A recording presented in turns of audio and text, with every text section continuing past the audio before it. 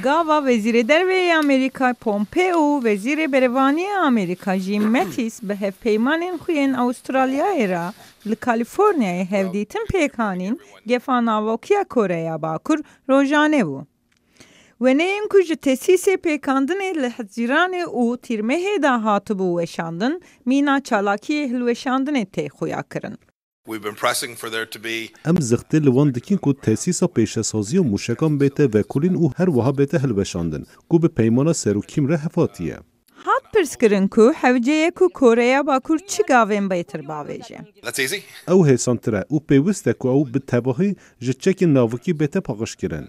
Ev pengavên ku rêveberiya Kim sûz dabû wek xwastike Encumena Ewlekariya Netewên Yekgirtî hemî cîhaniyê ve biryarê bibînin.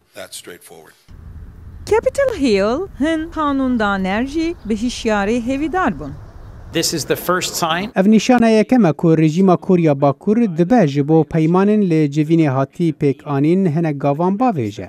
Ew ê ji min re bihêztir be ku em bermayên termên Amerîkî yên di dema şerê Koreya de hatî kuştin vegerînin. Heta ew ê hîn bihêztir be eger hin berfirehî hebin di derbarê bijinavbirina navokiya Koreya Bakur û çûnitiya pêkanîna wê. Lê ev pêngava yekem e ji bo bihêzkirinê.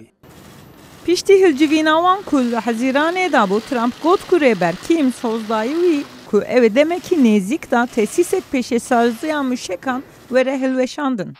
Lê li hevhatina wa tu hûrgilê nade ku Koreya Bakur ev ê dawîkirina bernameya çekên navokî çi çax û çawa pêk bîne.